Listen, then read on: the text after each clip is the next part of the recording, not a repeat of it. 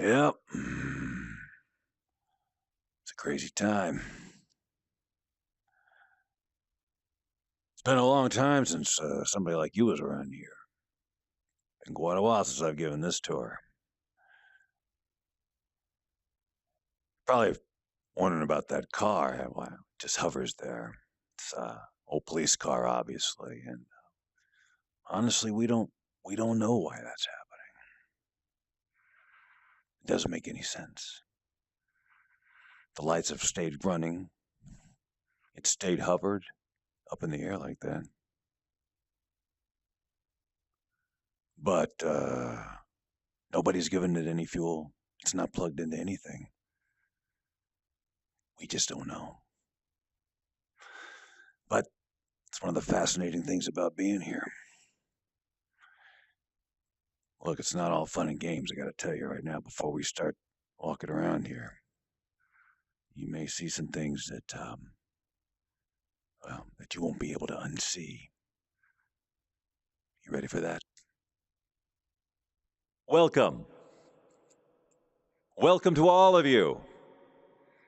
As always, it is my pleasure to be standing before you to deliver a message of hope, a message of compassion, a message of community, a message of love. All of which I deliver standing on a box because this podium, as we have mentioned previously, is just far too high for any normal-sized human being, and therefore I must stand on a box. Please forgive the awkwardness of this. Ladies and gentlemen, last week we had a very interesting situation here, as you'll all remember. There was a bit of a ruckus among some of you out in the back section there. I see you're sitting here again, and I'm assuming, of course, that you've learned your lesson from last time and that we will not have a repeat of last week's incident. Ladies and gentlemen, several people were injured in the incident. From what I understand, everybody is going to be fine. But we must learn to quote the name of the television program, curb our enthusiasm. Ladies and gentlemen, hugs are meant to feel great. They are not meant to break ribs. So, next time you hug your neighbor, please, at some point during the squeeze, stop the process. The goal is not to bring your hands all the way to your own chest, but to wrap around the recipient of the hug so that they can feel a gentle embrace that feels good, comforting, loving even. When you begin to hear a cracking sound, you should definitely stop. Is that clear? Mr. Johnson, I'm talking to you specifically. Are we clear on the whole hugging thing? We are. Good. Excellent. Ladies and gentlemen, well, then my work here on the box, where I've got one foot hanging off precariously. There we go. Let me just position there. There, now. I'm standing evenly on the box. But I believe I've communicated all that I need to communicate today. I'm sure that this message will live in your hearts and minds and souls for an eternity and an eternity after that as well.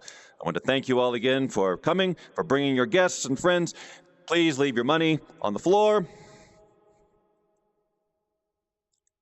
We'll see you next week. Hey, welcome to the Kitchen Show. I'm the dude in the kitchen, and it looks like some of my props that were here before are missing, but we do have this one here, and we have this one here. Now, it doesn't say Bob Doyle Show on it, so you're not going to want to drink out of this one. Hold on a second. I've got a phone call. Hello, yes, I'm trying to do something here. Yeah, no. Yeah, no. No, you're going to, no, we're going to have to talk later. All right. So, I prepared for you today a hamburger, which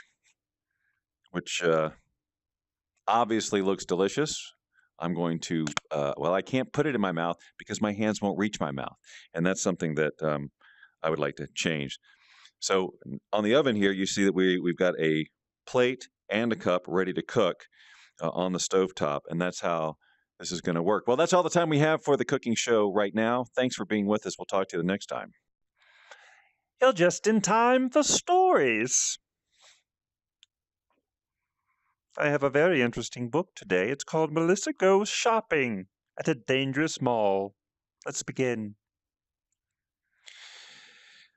Melissa was This is on the back. It says this on the back. Melissa was shopping at the mall one day. Little did she know the terrors that would await. Well, let's get into it. Sounds very interesting. Once upon a time, a little girl named Melissa begged her mother daily to go shopping at the mall. Oh, mother, won't you please take me shopping to the mall?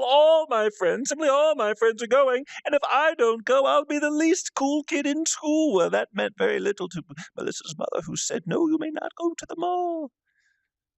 But guess what? According to this book, Melissa went to the mall anyway, and all sorts of terrible things happened to her. The end. I hope you've enjoyed story time. Let's talk again real soon.